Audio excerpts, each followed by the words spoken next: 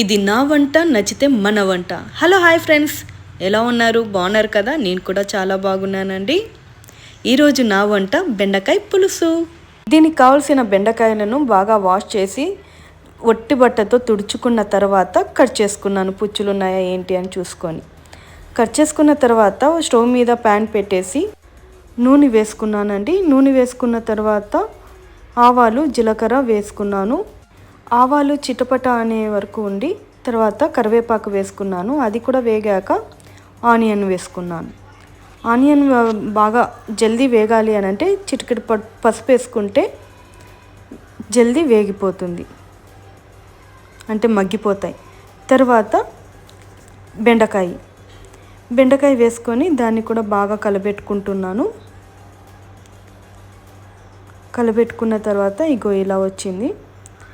దాన్ని కాస్త ఇంకొకసారి కలబెట్టి చింతపండు పులుసు వేసుకున్నాను.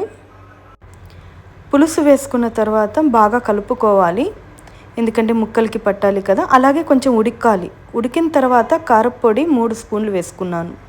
చిన్న స్పూనేనండి, పెద్ద స్పూన్ కాదు. అది కూడా బాగా కలుపుకోవాలి. దానికి ముందే ధనియాల పొడి 1 టీ స్పూన్, అది కూడా చిన్న స్పూనే. అల్లం వెల్లుల్లి పేస్ట్, ఇవి 3 వేసుకున్న తర్వాత బాగా నిదానంగా కలుపుకోవాలి. ఎందుకంటే బెండకాయ కదా, అంటే బాగా కలుపు పెడుతూ ఉంటే అది మెత్తగా అయిపోయి విడిపోతాయి అన్నమాట. అలా కాకుండా చేపల్ని మనం కలబెడతాం కదా, అలాగా. తర్వాత వాటర్ వేసేసి ఒకసారి కలబెట్టిన తర్వాత మూత పెట్టేసాను. కాస్త ఉప్పు కూడా వేసుకోవాలి. ఉడికిన తర్వాత ఇగో ఇలా ఉందండి.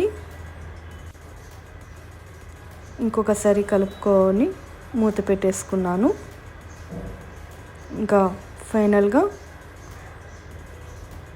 ఉప్పు వేసుకున్న తర్వాత ఒక 3 నిమిషాలు మూత పెట్టేసి దించుకొని ఇలా సర్వ్ చేసుకుంటున్నాను బౌల్లోకి. ఫస్ట్ ముక్కలు వేసేసుకున్నాను.